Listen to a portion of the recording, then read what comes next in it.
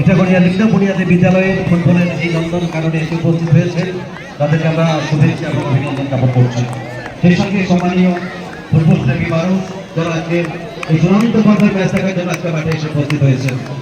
এই মুহূর্তে আমাদের সম্মানীয় অতিথিবর্গ দুই দলের প্লেয়ারের সঙ্গে শুভেচ্ছা বিনিময় সেরে নিচ্ছেন।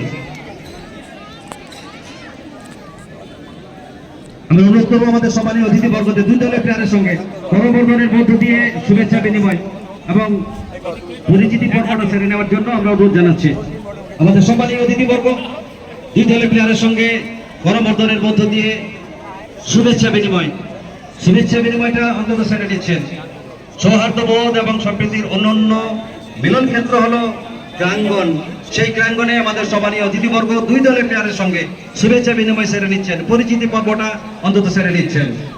সুন্দর একটা মুহূর্ত আমাদের সবার জন্য।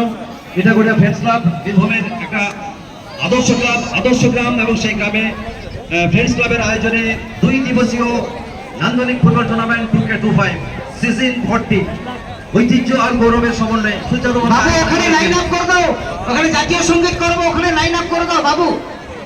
আমরা আমাদের সম্মানীয় অতিথিবর্গদের অনুরোধ করবো একটু অর্ধ সার্কেল হয়ে একটু দাঁড়ানোর জন্য। আমরা কেননা আমরা জাতীয় সঙ্গীত এই মুহূর্তে এই যে এখানে আছি তো জাতীয় সঙ্গীত পরিবেশন হবে।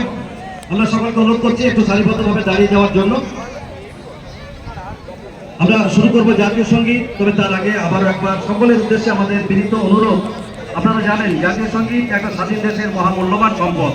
সেই জাতীয় সঙ্গীত যখন গাওয়া হবে তখন সকলে উঠে দাঁড়িয়ে জাতীয় সঙ্গীতকে সম্মান জ্ঞাপন করবেন। সকলে জাতীয় সঙ্গীতকে অবমাননা করার দুঃসাহস আর শ্রদ্ধা জ্ঞাপন করে আমরা জাতীয় সঙ্গীতে সামিল হব। সকলে বাংলা আমার মাটির ঘরের প্রথম মুখের ভাষা,